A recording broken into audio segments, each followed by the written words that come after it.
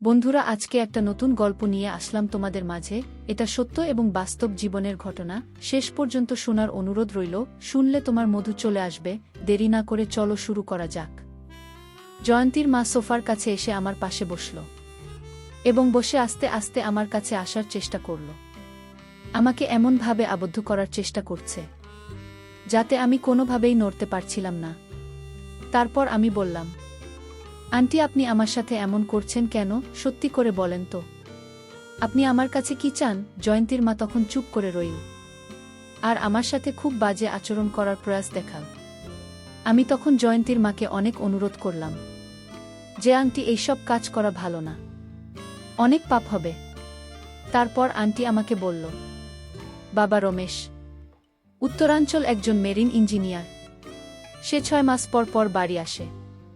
আর আমি তো একজন মানুষ, আমারও তো অনেক কিছুই মন চায়। আমার মনের ভিতর অনেক কষ্ট রমেশ, আমি যে আর পারছি না। বাবা রমেশ, তুই আমাকে একটু শান্তি কর, আমার ধৈর্যের বাঁধ ভেঙে যাচ্ছে। আমি বললাম, না, আন্টিটা করা উচিত হবে না। তারপরও আন্টি আমাকে জোর করে যা করল তা শুনলে বন্ধুরা তোমাদের মাথা গরম হয়ে যাবে। তাহলে চলুন বন্ধুরা, গল্পটি শুরু করি। গল্পটি শুরু করার আগে বন্ধুরা, তোমাদের নিকট আমার বিশেষ অনুরোধ, দয়া করে তোমরা আমার চ্যানেলটি সাবস্ক্রাইব করে আমাকে সাপোর্ট করবে। হ্যালো বন্ধুরা, আমি রমেশ, আমার বয়স 30। তবে আমি আজকে তোমাদের মধ্যে যে গল্পটা বলবো, তখন আমার বয়স ছিল 18। সবেমাত্র ইন্টারমিডিয়েট পরীক্ষা দিয়েছি। পরীক্ষা দেওয়ার পর কি করব বুঝতে পারছিলাম না। ভাবতে ভাবতে আমার এক বন্ধুর নাম সুজন, সে আমার কাছে আসলো। সে আমার কাছে এসে আমাকে দেখে তার মনে হলো আমি খুব চিন্তিত। তারপর আমাকে জিজ্ঞেস করল, কি রে রমেশ, কি হয়েছে তোর? কি নিয়ে এত চিন্তা করছিস? আমি বললাম, না রে বন্ধু, অন্য কোনো কিছু নিয়ে চিন্তা করছি না। ভাবছি ইন্টারমিডিয়েট পরীক্ষা দিয়ে দিচ্ছি, এখন কি করব? তারপর আমার বন্ধু সুজন বলল, শুন রমেশ, এই মুহূর্তে তোর যেহেতু কোনো কাজ নেই, তাহলে এক কাজ কর। আমার একটা চাচাতো বোন আছে, তুই তাকে কিছুদিন সময় দে, একটু ভালো করে পড়া। আর আমার চাচি ও একজন হোম টিচার খুঁজছেন। বন্ধু সুজনের প্রস্তাবটা চিন্তা করে দেখলাম খারাপ না। যদি তাকে পড়াই তাহলে আমার 2টা উপকার হবে। এক হচ্ছে আমার সময় কাটবে, 2 হচ্ছে কিছু টাকাও পাব, যা দিয়ে আমার হাত খরচ চলবে। তাই বন্ধু সুজনের প্রস্তাবে রাজি হয়ে গেলাম। প্রথম দিন সুজনই নিয়ে গেল ওর চাচার বাসায় আমাকে। গুলশানে জঙ্গিদের বাসা, সুন্দর 4 তলা বাড়ি। ওরা বেশ বনেদি বড়লোক, দেখলেই বোঝা যায়। গেটের সামনে বেশ বড় একটা জামরুল গাছ।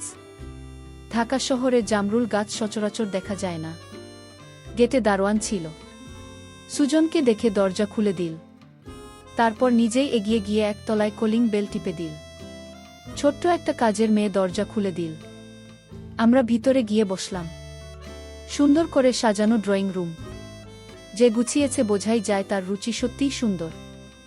দেশ বিদেশের নানা রকম ভাস্কর্য, শতপিস আর পেন্টিং, অনেকগুলো প্লেনের মডেল। আমরা বসার একটু পরেই জয়ন্তী হাজির।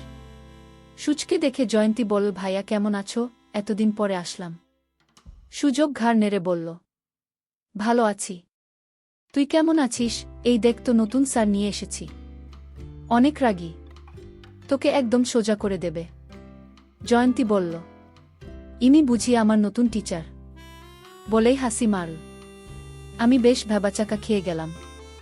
এ কি বিপদ রে বাবা, এটা হাসির কি হলো? একটু পরে একজন মহিলা ঘরে ঢুকল। মহিলা ঘরে ঢুকতেই মনে হলো ঘরের আলো যেন বেড়ে গেছে। প্রচণ্ড সুন্দরী এক মহিলা, কথাবার্তা যেমন সুন্দর তেমনি স্মার্ট, একদম অন্যরকমভাবে কথা বলে। কি মিষ্টি কণ্ঠস্বর। আমাকে পরিচয় করিয়ে দেন সুজন। ওর বন্ধু দেখেই আমাকে মহিলা অনেক প্রশ্ন করলেন।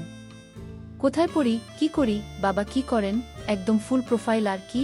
আমিও বেশ সুন্দর গুছিয়ে উত্তর দিলাম। উনি বেশিরভাগ সময় ইংলিশ মেশানো বাংলায় কথা বলছিলেন। বোঝা যায় হাইলি এডুকেটেড। তবে তখনও আমি একটা জিনিস জানতাম না, যেটা পরে জেনেছি। সবকিছু ঠিকঠাক হয়ে গেল। আমি সপ্তাহে 4 দিন পড়াব। ফ্রাইডে অফ আর দিনগুলো ফ্লেক্সিবল, যেদিন খুশি আসতে পারি। তবে সন্ধ্যা 7টার পরে আসলে ভালো হয়। জয়ন্তী খুব ফাঁকিবাজ, তবে অনেক ব্রিলিয়ান্ট। পড়ানো শুরু করার পরেই বুঝতে পারলাম জয়ন্তী টয়োটার এত ঘন ঘন চেঞ্জ হয় কেন। মেয়েটা একের পর এক প্রশ্ন করতে থাকে, তবে আমিও বেশ ধৈর্য ধরে প্রশ্নের উত্তর দিই। বকাচকা করি না, গল্প করতে চাইলে গল্প করি। 1 ঘন্টা করে পড়ানোর কথা। বেশিরভাগ সময়ই পড়া শেষ করতে করতে 9টা বেজে যায়। রাত বেশি হয়ে গেলে জয়ন্তীর আম্মু না খেয়ে যেতেন না। যেহেতু উনি সুজনের খালা, তাই আমার আন্টি ডাকা উচিত। কিন্তু এত ইয়াং যে উনাকে আন্টি ডাকতে লজ্জা বোধ করছে। উনাকে দেখলে কেউ বলবে না যে ওনার এত বড় একটা মেয়ে আছে, মেরে কেটে উনার বয়স 24 পার করানো যাবে না। কিন্তু যেহেতু ওনার এত বড় একটা মেয়ে আছে, মনে হচ্ছে উনার বয়স 33-34 হবে। আমি ওনাকে কোনোরকম সম্বোধন না করেই কথা বলার চেষ্টা করলাম।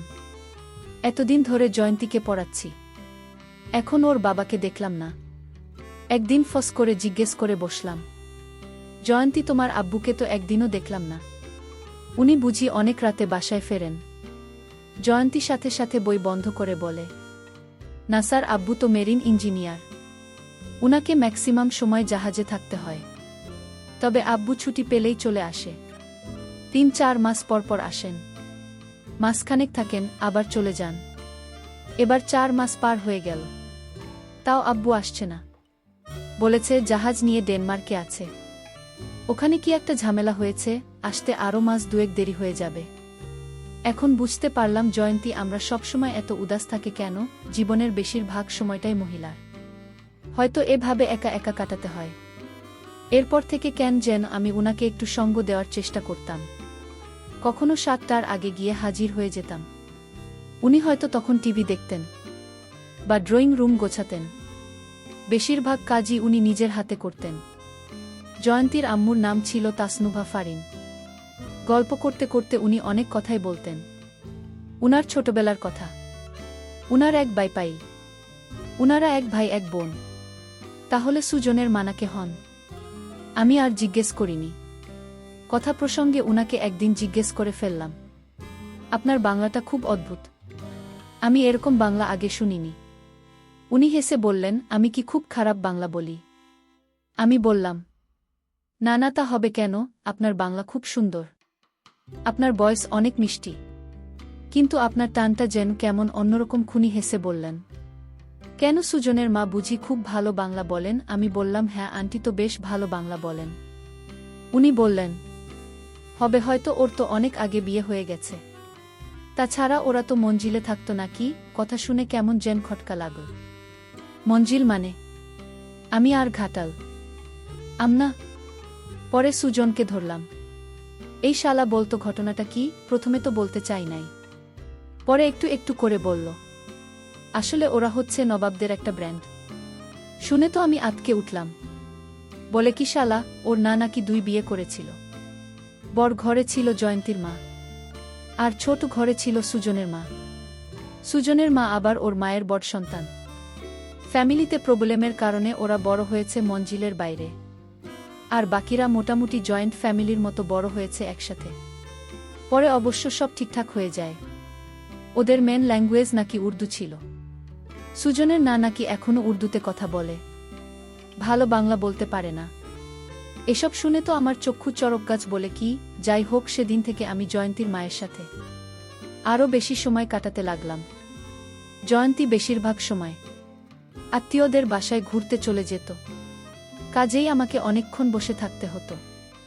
সেই সময়টা জয়ন্তীর মা অনেক কথা বলতো আমাকে, ঠিক যেন এক বন্ধুর মতো। উনার 16 বছর বয়সে বিয়ে হয়ে যায়, 17 বছর বয়সে বাচ্চা। উনি দুঃখ করে বলেন, ওনার অনেক স্বপ্ন ছিল, অনেক লেখাপড়া করার ইচ্ছা ছিল, সেগুলো কিছুই হয়নি। উনার হাসব্যান্ড বেশিরভাগ সময় সে থাকে। উনাদের মধ্যে একটা দূরত্ব হয়ে গেছে। আমিও যেন বয়সের তুলনায় অনেক বেশি বুঝতে শিখে গিয়েছিলাম। আসলে এত কম বয়সে এত বেশি নারী সঙ্গ পেয়েছি, যে কারণে নারীদেরকে অনেক বেশি বুঝতে শিখে গিয়েছিলাম। মেয়েরা সবসময় একজন ভালো শ্রোতা খোঁজে, যাকে সব বলতে পারে। আর আমি বাজি রেখে বলতে পারি আমি একজন খুব ভালো শ্রোতা। তখন ব্রিটিশ কাউন্সিলে একটা কোর্স করছি, কাজেই ইংলিশটা প্র্যাকটিস করা প্রয়োজন। জয়ন্তীর মা মাঝে মাঝে ইংলিশে প্রশ্ন করে বসে। আমিও স্টাফ ক্যান্সার করে দিন। আমরা দুজনেই একজন আরেকজনের বন্ধুর মতো হয়ে গেলাম। খুব পছন্দ করতাম। আমার মনে তখনও পাপ ঢোকেনি। কিন্তু হঠাৎ একদিন একটা ছোটখাটো ইনসিডেন্ট হয়ে গেল। বিকালে আমরা বন্ধুরা মিলে রেগুলার ক্রিকেট খেলতাম। সেদিন ক্রিকেট খেলে ঘুম এসে আন্ডারওয়্যার মোজা খুলে অনেকক্ষণ ধরে শাওয়ার নিলাম। এখন জয়ন্তীকে পড়াতে যাব। নতুন আন্ডারওয়্যার খুঁজে দেখি সবগুলো ধুয়ে দেওয়া, এখনও শুকায়নি। কি আর করা, একটা ট্রাউজার আর চপ্পল পরে বেরিয়ে পড়লাম। দরজায় কলিং বেল দিতেই জয়ন্তীর মা দরজা খুলে দিল। যথারীতি কিছুক্ষণ ড্রয়িং রুমে বসে গল্প করছি। গল্পের এক ফাঁকে দেখি জয়ন্তীর মা আমার ট্রাউজারের দিকে চেয়ে আছে। উনার দৃষ্টি অনুসরণ করে দেখি আমি কোনো এক অজানা কারণে একটু স্ফীত হয়ে আছি এবং জয়ন্তীর মা আমার ট্রাউজারটা খুব ভালো করে দেখছে। আমি বেশ অস্বস্তি বোধ করলাম, কিন্তু ব্যাপারটা পাত্তা দিলাম না। জয়ন্তীকে পড়াতে গেলাম। আমি চা কফি কিছু খাই না, তাই জয়ন্তী আম্মু হয় আমাকে বাদাম পেস্তা মেশানো লস্যি পাঠাত, নয়তো ফালুদা। জয়ন্তীর মায়ের হাতের ফালুদা, ওহ অপূর্ব স্বাদ। জয়ন্তী পড়তে পড়তে হঠাৎ বলে, স্যার আমি আসছি, বলেই দৌড়। আমি বুঝলাম চলে যাচ্ছে। আমি বসে বসে পাতা উল্টাচ্ছি। এমন সময় জয়ন্তীর মা ছোট একটা ট্রেন নিয়ে হাজির। তোমার ছাত্রী কই গেল? আমি বললাম আসছি বলে দৌড় দিল। মনে হয় টয়লেটে গেছে। জয়ন্তীর মাত্রা এনেছে, তার মানে মনে হয় ছোট কাজের মেয়েটা অসুস্থ। এই নাও তোমার ফালুদা শরবত। আমি কি মনে করে ওনাকে হেল্প করতে গিয়ে হাত বাড়িয়ে ট্রে ধরতে গিয়ে উল্টে দিলাম গ্লাসটা। নিছক দুর্ঘটনা, কিন্তু গ্লাস উল্টে পড়ল না শাড়ির উপর। উনি লাফিয়ে সরে যেতে গিয়ে গ্লাস ফেলে দিলেন মেঝেতে। ঝনাত করে গ্লাসটা ভাঙল, শেষে বাড়িটাও।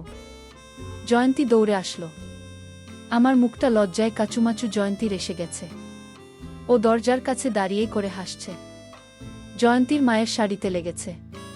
উনি পিছিয়ে গিয়ে বললেন, তোমরা ড্রয়িং রুমে গিয়ে বসো, আমি এটা পরিষ্কার করে দিচ্ছি, দেখো পাকাতে না যেন। আমি আর জয়ন্তী গিয়ে ড্রয়িং রুমে বসলাম। আমার বেশ খারাপ লাগছিল, শরীর বলা উচিত। আমি বললাম, জয়ন্তী তুমি একটু একা একা পড়, আমি তোমার আম্মু কেশরী বলে আসি। আমি ওর আম্মুর রুমের সামনে দাঁড়িয়ে নক করতে যাব। এমন সময় দেখি রুমের দরজা আধখানা খোলা, আর উনি এমন অবস্থায় আছেন যা দেখে আমার চোখ মুছে গেল। আমার সাথে চোখাচোখি হয়ে গেল। আমি যে কি ভীষণ লজ্জা পেলাম। কিন্তু জয়ন্তীর মা বোধহয় লজ্জা পায়নি, বরং একটা ছোট্ট হাসি উপহার দিল। এই হাসিতে কি ছিল জানি না, তবে কেন যেন মনে হয় আমন্ত্রণের হাসি। জয়ন্তীর মার হাসির মধ্যে কেন জানি আমার মনে হচ্ছে অন্যরকম রহস্য লুকিয়ে আছে। জয়ন্তীর মার কাছে আর ক্ষমা চাইতে পারলাম না। আমি লজ্জায় জয়ন্তীর মার কাছ থেকে চলে আসলাম। জয়ন্তীর মা বেশ কিছুক্ষণ পরে সে বলল, তোমাদের রুম পরিষ্কার হয়ে গেছে, চাইলে যেতে পারো। আমি উনার দিকে তাকাবার সাহস পাচ্ছিলাম না। আমি সেদিনের মতো পড়ানো শেষ করে বাসায় চলে আসলাম। পরদিন যাব না করেও কি মনে করে 7টার আগেই হাজির। জয়ন্তীর মা যথারীতি দরজা খুলে দিল। আজকে গেটে দারোয়ানকে দেখলাম না, হয়তো কোনো কাজে পাঠিয়েছে। আজকে জয়ন্তীর মা একটা অফ হোয়াইট শাড়ি পরেছেন, অপূর্ব সুন্দরী লাগছে, যেন সত্যিকারের এক রাজকুমারী। একটু কি সেজেছিল? হ্যাঁ, তাই তো মনে হচ্ছে জয়ন্তীর মাকে আজকে একটু রোম্যান্টিক লাগছে। জয়ন্তীর মা আর অপূর্ব চেহারা, দেখতে অনেক আবেদনময় বটে, হয়তো বয়সের জন্য একটু চর্বি জমেছে। আমি খানিকক্ষণ অপলক দৃষ্টিতে দেখলাম, তারপরে ড্রয়িং রুমে গিয়ে বসলাম। জয়ন্তী বাসায় নেই। ওর মা বলল, আজকেও নানা বাড়ি থাকবে। আমার বুক দূর দূর করে কাঁপছিল, তবু আমি সোফাতে বেশ স্বাভাবিক হয়ে বসার চেষ্টা করলাম। অন্যদিন জয়ন্তীর মা আমার অপোজিটে সোফাতে বসে, আজকে আমার পাশে বসেছে। উনার এখান থেকে হালকা একটা পারফিউমের গন্ধ বাতাসে ভেসে আসছে। আমি আচ্ছন্ন হয়ে যাচ্ছি কোনো এক অজানা নেশাতে। আজ যে কথা বলছো না, কি হয়েছে তোমার? আমি নিজেকে স্বাভাবিক রাখার চেষ্টা করেও পারছি না।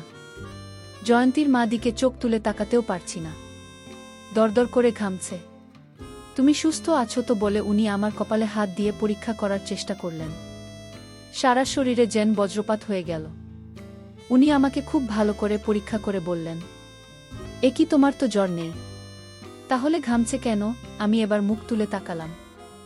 আমার চোখ হয়তো লাল হয়ে গিয়ে থাকবে, মুখ কান নাক সব দিয়ে আগুন বেরোচ্ছে, আমার হাত কাঁপছে। একই হতে যাচ্ছে। জয়ন্তীর মা টেবিল থেকে টিস্যু নিয়ে আমার ঘাম মুছে দেওয়ার জন্য কাছে এল, একদম কাছে, যেখান থেকে ওনার নিঃশ্বাসের শব্দ শোনা যাচ্ছিল। আমি আস্তে আস্তে পিছু হবার চেষ্টা করলাম, তারপরও কোনো কাজ হলো না। জয়ন্তীর মা সোফার কাছে এসে আস্তে আস্তে আমার পাশে বসল এবং বসে আস্তে আস্তে আমার কাছে আসার চেষ্টা করল। আমাকে এমনভাবে আবদ্ধ করার চেষ্টা করছে যাতে আমি কোনোভাবেই নড়তে পারছিলাম। তারপর আমি বললাম, আন্টি, আপনি আমার সাথে এমন করছেন কেন? সত্যি করে বলেন তো, আপনি আমার কাছে কি চান? জয়ন্তীর মা তখন চুপ করে রইল আর আমার সাথে খুব বাজে আচরণ করার প্রয়াস দেখাল।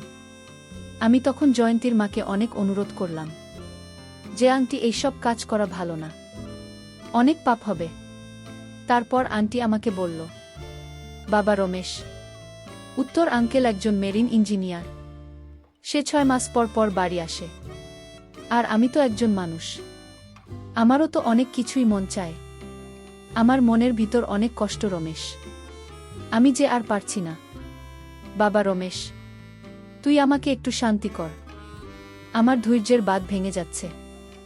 আমি বললাম, না আন্টি, এটা করা উচিত হবে না। তারপরও আন্টি আমাকে জোর করে বাজে কাজ করাতে বাধ্য করেছিল।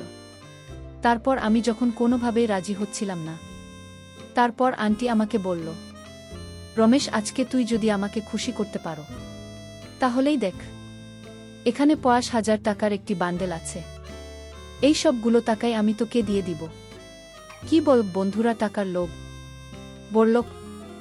আর তাছাড়াও আমি তখন মাত্র ইন্টারমিডিয়েট পরীক্ষা দিয়েছে, এই সময় আমার টাকাটা খুবই প্রয়োজন ছিল। তারপর বন্ধুরা টাকার লোভে পড়ে আমি জয়ন্তীর মার সাথে বাজে কাজ করতে রাজি হয়েছিলাম। কি বল বন্ধুরা, যদিও জয়ন্তীর মার বয়স একটু বেশি, তারপরও কি বল বন্ধুরা তোমাদেরকে, উনার এত পাওয়ার যা দেখে আমি সত্যিই বিস্মিত হয়ে গিয়েছিলাম। এরপর থেকে প্রায় জয়ন্তীর মা টাকার লোভ দেখিয়ে আমাকে দিয়ে এই কাজটি করাতো।